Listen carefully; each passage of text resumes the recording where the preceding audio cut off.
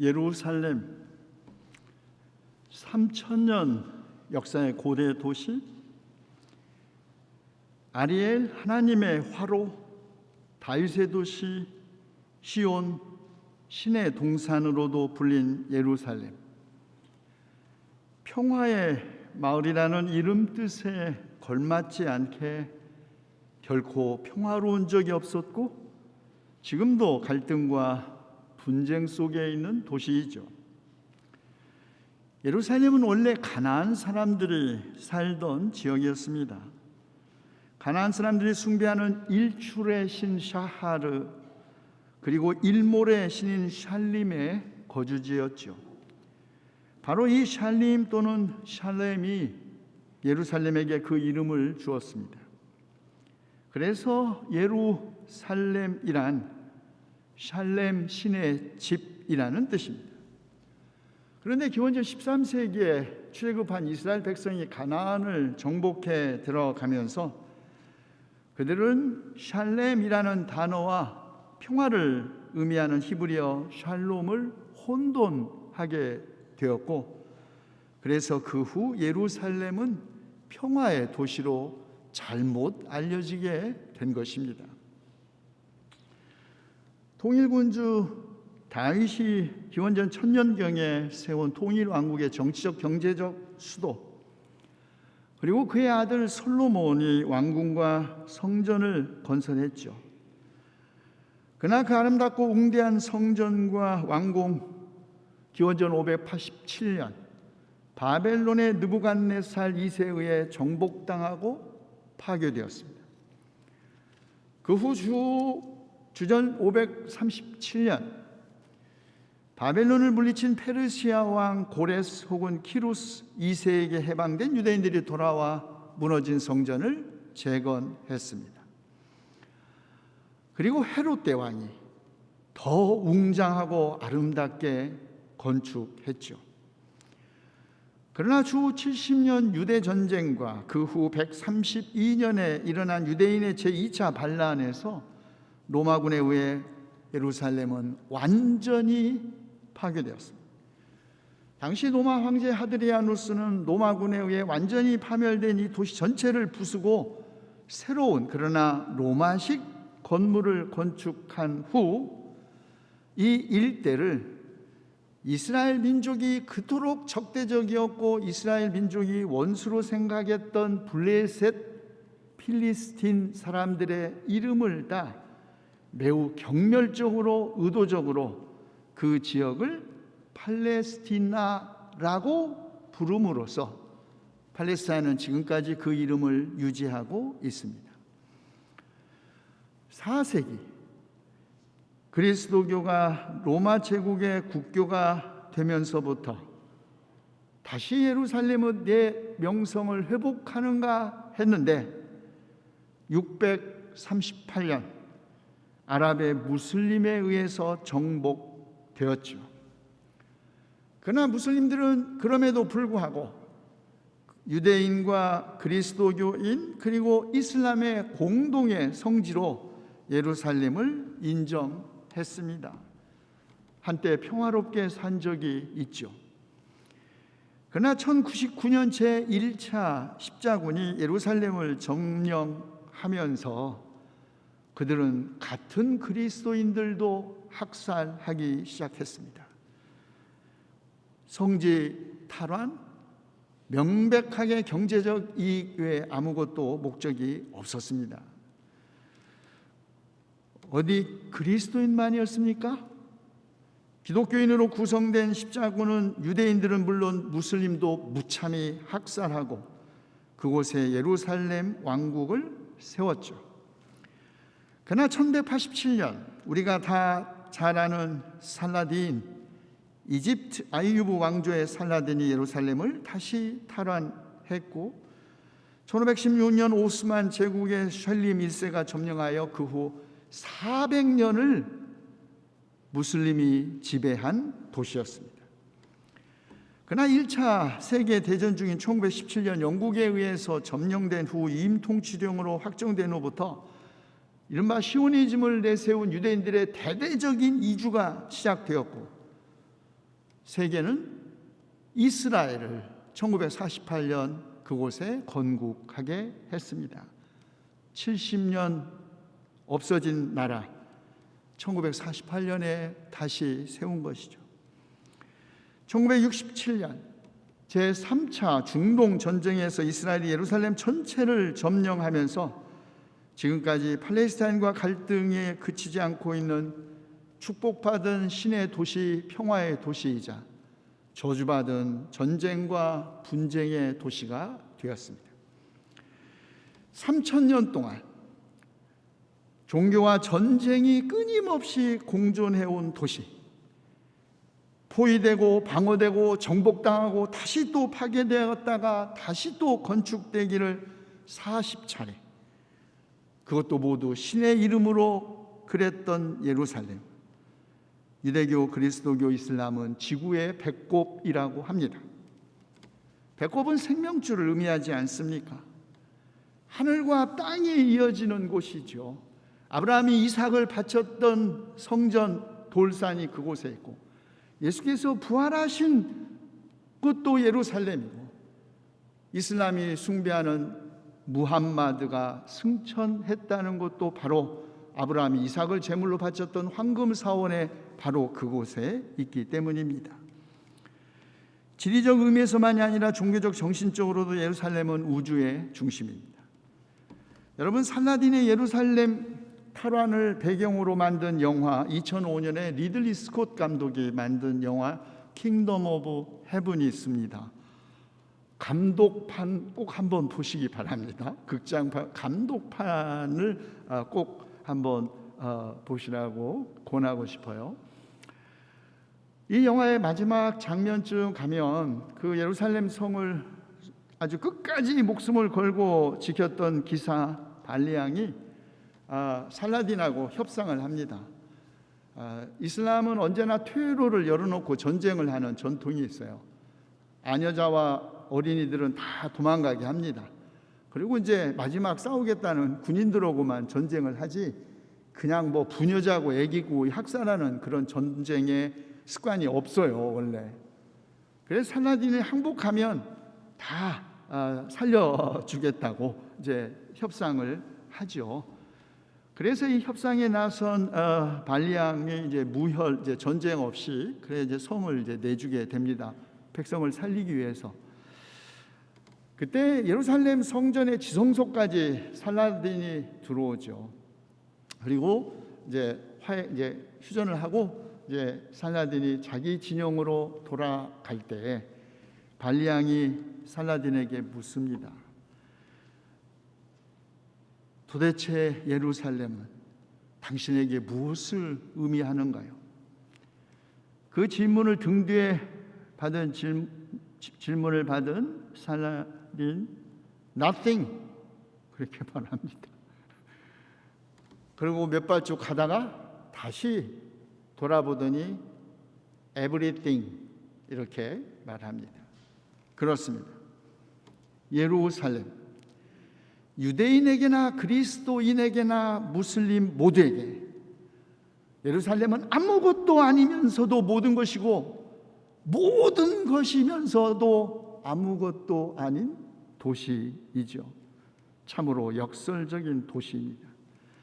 지난 3000년 동안 세계 열강들의 민족들이 한때는 예루살렘의 주인으로 군림하다가 또 포로로 서로 자리를 바꾸기를 40여 차례, 그 와중에서 도시는 파괴되고 폐허가 되고 다시 건축되기도 했죠. 예수님 이후에 예루살렘의 2000년 역사 동안 예루살렘의 지배 세력은 11차례나 거듭 전복되었고, 거의 모든 경우 극단적 폭력을 수반했는데, 이 폭력 그 전면에는 언제나 종교가 있었죠. 자, 그렇다면 예수님에게 예루살렘은 무엇을 의미하는 것이었을까요? 예수님 당시에도 예루살렘은 종교적 제의의 중심이자 유대민족을 구원할 메시아가 오실 도성이었습니다. 우리가 다 아는 대로 예수님은 태어난 후 모든 태어난 유대인 아들들의 겪는 경험, 정결 예식을 받으러 부모의 품에 안겨 예루살렘으로 갔습니다. 그때 제사장 시므온 아기 예수를 품에 안고 이 아기를 많은 사람들을 걸려 넘어지게 할 것이다, 배척을 받는 표징이 될 터인데 그의 어머니 마리아에게 당신의 가슴에 칼을 찌르듯 당신은 이 아이 때문에 큰 슬픔을 겪을 것이라고 아기 예수의 운명을 예언한 곳 예루살렘. 그 아기가 성장할 때마다 매해 6월절이 되면 부모 손을 잡고 예루살렘 성전으로 향했을 것입니다. 돌아오는 길에 소년 예수를 잃었을 때 예수님은 성전에서 율법학자들과 토론을 하고 있었다고 하죠. 우아하고 웅대한 성전, 황금으로 지어진 화려한 궁전, 멋진 긴 옷을 입고 제사를 집전하는 대제사장, 평소에는 겨우 2만 5천 명의 인구를 가진 도시이지만 축제 때가 되면 12만 5천 명으로 늘어나는 순례자들로 붐비는 그 활기찬 거리를 아마 소년 예수는 이곳저곳 뛰어다니며 구경하고 있었을 것입니다. 그러나 그가 성장하여 그의 공생애를 시작하기 전 예수님은 예루살렘에서 사탄의 시험을 받아 예언자가 장로들과 대제사장들과 율법학자들에게 고난을 받고 사형을 선고받고 죽임을 당해야 하고 사흘째 되는 날 살아나야 할 곳으로 선언했습니다. 예언자들을 돌로 쳐 죽이는 곳, 암탉이 병아리를 날개 아래 품듯 몇 번이나 모아 품으려 했으나 결코 원하지 않았던 곳, 그 예루살렘을 보시고 예수님은 우셨다고 합니다. 그리고 만민이 기도하는 집을 강도들의 소굴로 만든 대제사장들과 율법학자들을 비난하면서 성전뜰에서 팔고사고하는 사람들을 내쫓으시고 환정상들의 상과 비둘기를 파는 사람들의 의자를 둘러 엎으셨죠. 그런데 이 성전을 지나가실 때 이 성전의 웅장함에 압도당한 제자들 가운데 한 사람이 묻습니다. 선생님, 얼마나 훌륭합니까? 이 웅대한 건물, 웅장한 건물 보십시오. 그러자 예수님 그에게 여기에 돌 하나도 돌에 남지 않고 다 무너질 것이다 말씀하셨습니다. 예수님의 이 말씀의 배경에는 70년 8월 말부터 9월 초에 일어난 예루살렘 성의 함락과 성전 파괴를 목격한 복음서 저자들의 경험이 놓여 있습니다. 유대인 저항운동가의 부대장이었던 젤로파에 속했던 플라비우스 요세푸스는 겨우 목숨을 건지고 포로가 되었으나 출정한 로마 장군이 후에 로마의 황제가 될 것이라는 예언을 함으로써 그 예언이 실현될 때까지 너를 살려주겠다는 조건으로 통역관으로 끌려다니면서 유대 전쟁을 목격하고 2권의 방대한 유대 전쟁사를 남겼습니다. 그 요세푸스가 남긴 기록에 예루살렘 성전은 이렇게 묘사되어 있죠. 성전문은 전체가 금으로 도금되어 있었다. 문 위에는 사람 높이의 포도송이가 달린 금포도나무가 있었으며 최상의 바벨론 주단으로 장식되어 있었다. 건물 외부를 마음과 눈으로 감탄하게 하는데 부족함이 전혀 없었다. 사면이 거대한 금판으로 덮여 있어 태양이 성전을 비추면 그 강렬한 빛을 반사하여 사람들이 성전을 바라볼 수 없어 태양 광선으로부터 눈을 돌리듯 그곳에서 눈을 돌렸다. 성전으로 향하던 이방인들의 눈에 그곳은 마치 눈 덮인 산처럼 보였다. 금으로 덮이지 않은 곳은 완전히 하얗기 때문이다. 성전 꼭대기에 돌출된 뾰족한 금못 쓴 새들이 지붕에 앉아 그곳을 더럽히는 것을 방지했다. 이렇게 웅대하고 화려한 궁전과 성전이 돌 하나도 돌 위에 남지 않고 다 무너진다니 제자들은 믿을 수 없었을 것입니다. 그러나 이를 재난의 징조로 생각한 베드로와 야고보와 요한과 안드레가 예수께 물었죠. 우리에게 말씀해 주십시오. 이런 일이 언제 일어나겠습니까? 또 이런 일들이 이루어지려고 할 때는 무슨 징조가 있겠습니까? 역사의 대전환, 징조 없이 일어나는 법은 없습니다. 예수님은 제자들에게 말씀하시죠.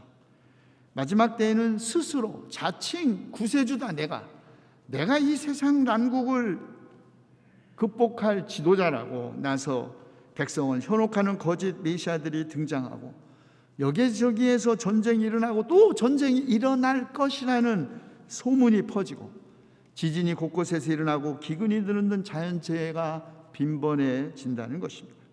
그러나 이런 일들은 다 진통의 시작일 뿐 아직 끝은 아니라는 것입니다. 그러니 제자들은 누구에게도 속지 않도록 조심해야 한다고 경고하십니다. 누구에게도 속지 않도록 조심해야 한다.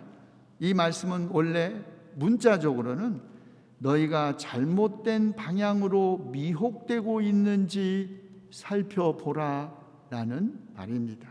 속이는 사람은 더 나쁘지만 그 속임에 미혹되는 사람도 결코 지혜로운 사람이라고 할 수 없겠죠. 그런데 전쟁의 소문은 로마 제국에 대한 팔레스타인 유대인들의 그 첫 번째 반란, 66년에서 70년에 일어난 그 전쟁을 반영합니다.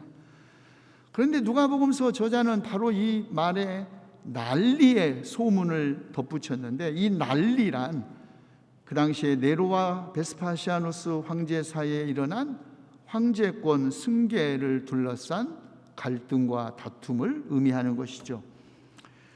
전쟁, 지진과 기근이 일어나면 반드시 자칭 메시아라는 인물들이 등장합니다. 시대의 위기, 자연재해를 자신의 탐욕을 충족시키는 기회로 삼아 사람들을 협박하고 가짜뉴스를 퍼뜨리는 거짓 지도자들이 생긴다는 것, 우리는 역사 속에서 수없이 경험해 왔습니다.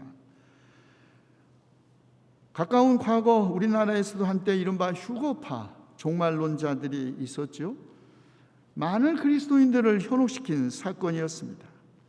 마가도 미혹하는 자들이 만연한 것 그 자체가 일종의 종말의 징후라고 본 것입니다. 그런데 예수님은 이런 일들이 일어나야 하지만 아직 끝은 아니라고 말씀하십니다. 그런 것들은 종말의 징후이지 종말 그 자체는 아니라는 것입니다. 그런 것들은 진통의 시작이라는 말입니다. 우리는 여인이 진통을 시작하면 곧바로 아기가 태어날 것이라고 확신하는 것처럼, 종말론적인 진통은 곧 종말이 이르기 직전에 도래할 아주 짧은 환란의 때를 표현하는 그런 익숙한 유대인들의 생각이었습니다. 구약성경에서도 분만 전의 진통이 갑작스럽고도 강렬하게 찾아오는 것처럼 하나님의 심판도 그렇게 도래한다는 생각이 널리 알려져 있었습니다. 그렇습니다. 새로운 생명의 탄생은 징후를 동반하고 고통 없이는 가능하지 않은 법이죠. 마찬가지로 새로운 세계의 탄생도 모든 기존의 것이 파괴되고 무너진 후에 시작되고 세워지는 것 아닐까요? 지난 10월 5일 한국 생태문명연구소 그리고 미국의 생태문명연구소가 한신대학교 과학과 종교센터와 함께 온라인으로 이 두 번에 걸쳐서 회의를 했습니다. 생태문명 창조를 위한 고등교육과 종교의 역할이 주제였습니다. 그런데 의미 있게도 이 회의가 열리는 기간 동안 영국에서는 제26차 UN 기후변화협약 당사국 총회 COP26이 진행되었는데요. 기후위기가 얼마나 심각한지 그 심각성을 일깨우면서 동시에 국가 온실가스 감축을 통한 탄소 중립 달성이 나라마다의 이해관계 충돌 때문에 그것을 조정한다는 것이 얼마나 지난한 일인지도 우리들을 절감하게 했습니다. 두 차례에 걸쳐 진행된 이 학술대회 주제, 생태문명 창조를 위한 첫 번째 주제는 종교의 역할이었습니다.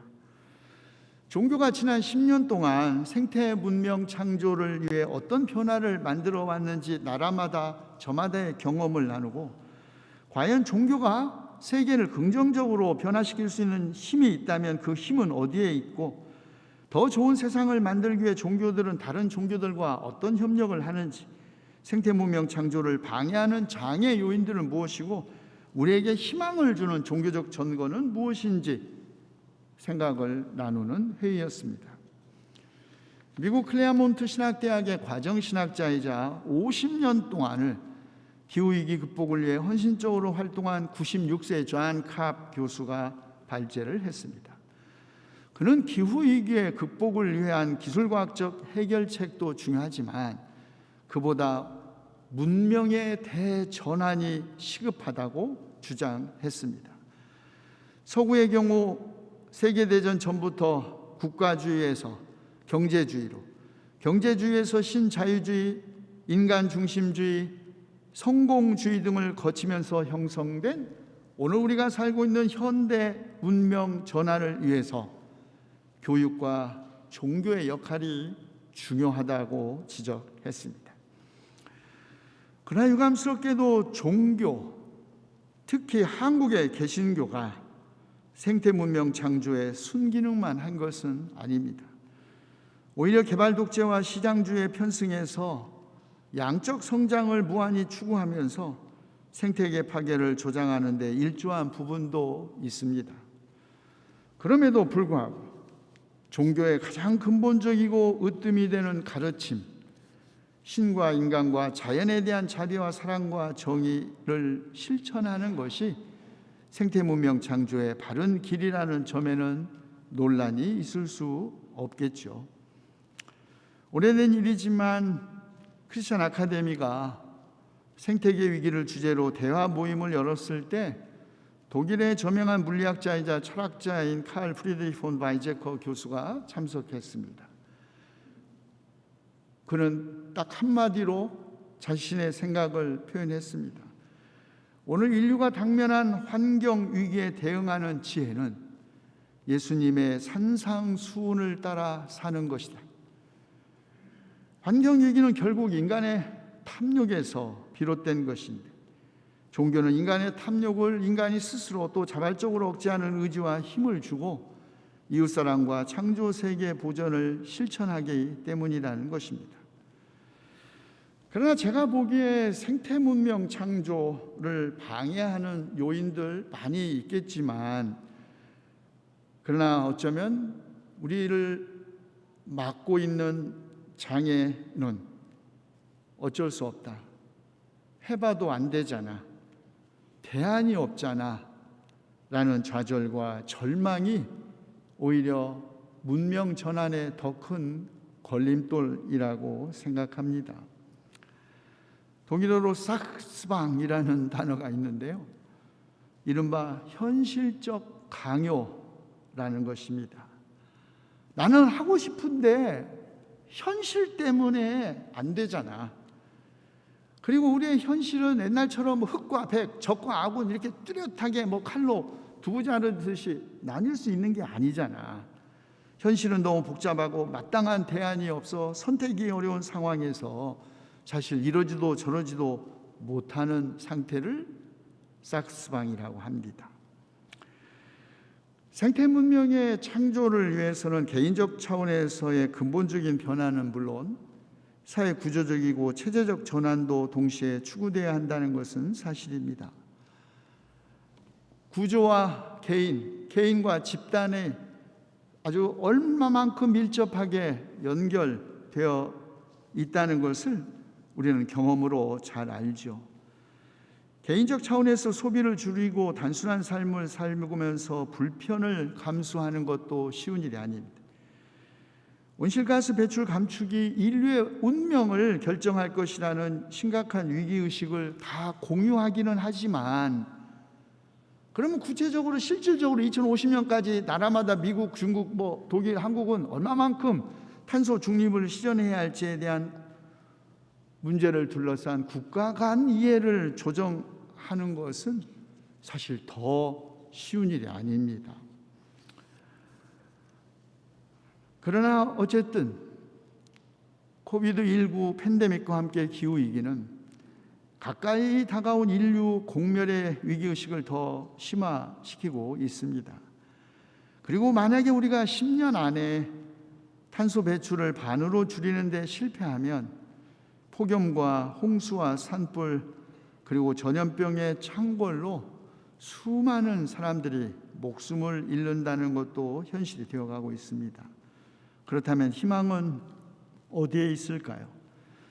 저는 신약성경 히브리서 11장 1절의 말씀에 우리의 희망이 있다고 생각합니다. 믿음은 바라는 것들의 확신이요 보이지 않는 것들의 증거라고 합니다. 우리가 바라는 것은 아직 현실이 아니지만 이미 이루어진 현실로 확신하는 것이 바로 믿음 아니겠습니까? 보이지 않는 세계를 이미 본 것처럼 사는 것이 믿음을 가진 사람들의 삶이죠. 그렇습니다. 믿음은 불가능한 가능성이고 신앙인은 미래를 현재에 사는 사람이죠. 그리고 이런 희망, 하나님은 모든 것의 아버지시오 모든 것 위에 계시고 모든 것을 통하여 계시고 모든 것 안에 계시는 분이라는 믿음에 근거한 것입니다. 이런 하나님, 우리도 변할 수 있다는 믿음, 부족하지만 우리도 세상을 바꿀 수 있다는 믿음을 가능하게 합니다. 개인적 절망에서 공동체적 연대로 나갈 수 있는 힘도, 우리의 개인적 생명이 우주의 온 생명과 연관되어 있다는 것을 깨닫는 눈도 이런 믿음에서 오는 것이죠. 제러드 다이아몬드 UCLA 지리학과 교수는 인류 문명이 현재대로 가면 30년 후 곧 2050년 모든 것을 되돌릴 수 없을 지경이 될 것이라고 경고했습니다. 시대의 표징들은 인류의 절멸이 가까이 오고 있다는 것을 우리에게 보여주고 우리가 체험하게 하고 있습니다. 그러나 아직 끝은 아니죠. 인류의 미래가 역사의 종말이 될지 아니면 역사의 새로운 전환이 될지는 그 누구에게도 속지 않고 그 어떤 소문에도 놀라지 않고 오직 예수님의 가르침을 믿고 따르는 믿음의 사람들에게 달려 있습니다. 그렇습니다. 믿는 사람들에게 보이지 않는 오고 있는 하나님의 나라를 이미 실현된 우리의 세계로 보고 믿는 믿음의 사람들에게는 전쟁과 기근과 지진, 전염병 같은 시대의 어두운 표징은 세계 종말의 예고가 아니라 오히려 역사의 문명사적 전환에 비치고 희망인 것입니다. 기도합시다. 시대가 아무리 혼란스럽고 뒤숭숭해도 우리가 주님으로부터 배운 대로 믿고 실천하여 이 우리 시대의 진통으로부터 오히려 새로운 세계를 탄생시키는 그 새로운 세계를 준비하는 주님의 자녀들이 되게 하여 주시옵소서. 우리 주 예수 그리스도의 이름으로 기도하옵나이다. 아멘.